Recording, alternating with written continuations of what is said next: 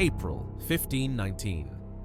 Hernán Cortés and his men stepped onto the unknown coast that would one day become Veracruz. 11 Spanish ships had been carefully guided to the shore, their hulls heavy with men, horses, cannons, and provisions. Each horse was unloaded with deliberate care onto small rafts. Soldiers followed in orderly lines, their armor catching the early morning sunlight. The air was thick with anticipation as the local people watched from a distance, cautious and curious, measuring these newcomers with careful, unreadable eyes. Cortés's gaze swept the coastline, calculating, assessing every step, knowing that each decision could shape the fate of men, empires, and entire worlds. "Keep the formation tight," Cortés said to one of his captains, his voice low but firm. "We do not yet know what awaits beyond these sands." A soldier murmured quietly, almost to himself, "It is as if the land itself watches us." Every step forward was a negotiation between worlds, a delicate balance of diplomacy, caution, and ambition. Scouts returned to report nearby villages and signs of activity in the hinterlands. Cortés understood that force alone could not secure their route inland. Diplomacy, observation, and strategy would be as vital as steel. A small delegation of natives approached the camp, observing from a cautious distance. Cortés greeted them respectfully, noting their attire, their ornaments, the feathers, and the intricate patterns of their clothing. "We come seeking friendship," Cortés said, his tone measured, "but we are prepared for anything the world may bring." A native elder responded in their own language, carefully interpreted by one of Cortés's translators. "We see your ships, we see your men. Speak, stranger. What is your purpose here?" The meeting was cautious, tense, but no hostility emerged. Observation and understanding, not violence, dominated these first interactions. The Spanish began establishing a temporary camp on the sands of Veracruz. Tents were raised with meticulous care, cannons were positioned, horses tethered, and supplies inventoried. Cortés walked among his captains, examining every detail. "Every river, every village, every hill," he said quietly, "must be noted. Delay will be our enemy." Soldiers gathered around small fires that evening, listening intently, aware that they were the first Europeans to step into this part of the continent. At dawn, they began their inland march. The dense tropical forests and undulating ridges slowed progress. Scouts moved ahead, reporting villages and signs of warriors. The Spanish advanced in disciplined columns, hauling their artillery and provisions with care. Cortés took careful note of every settlement, every leader, and every natural obstacle. "Some may serve us," he said to a captain. "Others may oppose us. We must understand both." Each night brought discussion, reflection, and vigilance. Around small fires, soldiers whispered about the endless forests, the unfamiliar sounds, and the strange, vibrant land they now inhabited. Cortés, standing apart, studied maps and sketches made by his men, speaking often to his captains about rivers, causeways, and hills. Every step forward required observation and foresight. Days of cautious travel brought the Spanish to ridges overlooking the Great Lake of Tenochtitlan. From afar, the city gleamed. Its pyramids rose high, palaces sprawled along the water, and thousands of canoes floated upon the lake's surface. Causeways stretched like bridges across the shimmering water. Soldiers whispered in awe, while Cortés's mind raced, calculating wealth, power, and the alliances that could be made or broken.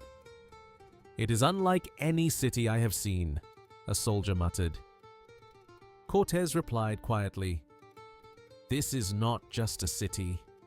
This is an empire. And we shall see how it greets us."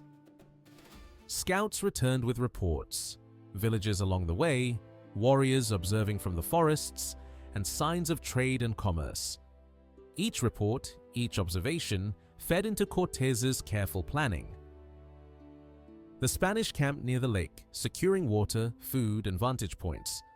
Cortés sent emissaries with gifts and messages to the city. Every action was deliberate. "Send word," he instructed. "Let them know we arrive not as enemies, yet be ready." Soldiers rested, aware that they were witnessing a city and civilization unparalleled in scale, organization, and sophistication. The following days involved detailed reconnaissance. Scouts reported canals, marketplaces, and ceremonial structures. Cortés took careful note of how the city might be approached, potential allies among the villages, and points of defense. "We must learn before we act," he said to his captains. "We cannot allow arrogance to blind us." Soldiers adjusted their formation with every report. Small interactions occurred with local fishermen and villagers along the edges of the lake. Cortés carefully measured reactions, observing how the locals responded to gifts, gestures, and words. The Spanish realized that diplomacy and perception were as powerful as cannons in this new world. At night, the campfires glowed across the lake's edge. The Spanish could hear distant sounds, drums, chants, and the murmur of the city. Cortés, looking over the water, reflected on the significance of every alliance, every step, and every observation. Over the following days, the Spanish began mapping routes inland, noting resources, villages, and defensive positions. Every river crossing, every hill, and every forested path was catalogued. Cortés spoke often to his men, emphasizing caution, patience, and careful observation. By the end of the first weeks, the Spanish had established a secure base near the lake, with scouts continuously reporting on Tenochtitlan. Cortés knew that the conquest, the campaign that would reshape the continent, had truly begun. And so the stage was set, the players in position, and the story of the Aztec capital, its people, and its treasures was only just beginning.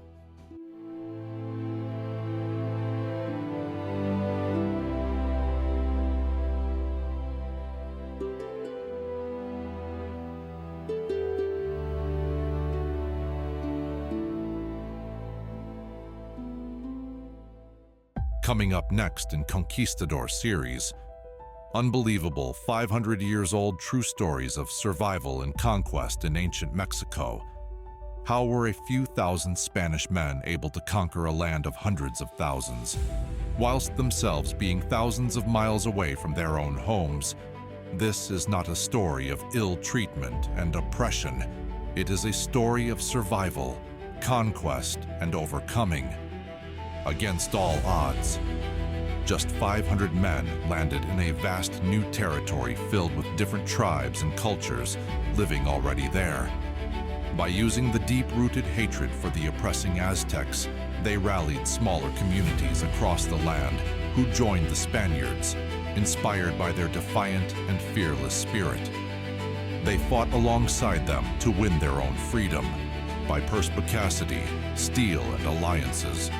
The balance of power in South America would be changed forever, taking with them across the Atlantic their Western religions and traditions. The Spaniards brought along with them the rights and protections from kings and queens thousands of miles away. Discover what truly happened in the 1500s from eyewitness accounts and primary sources.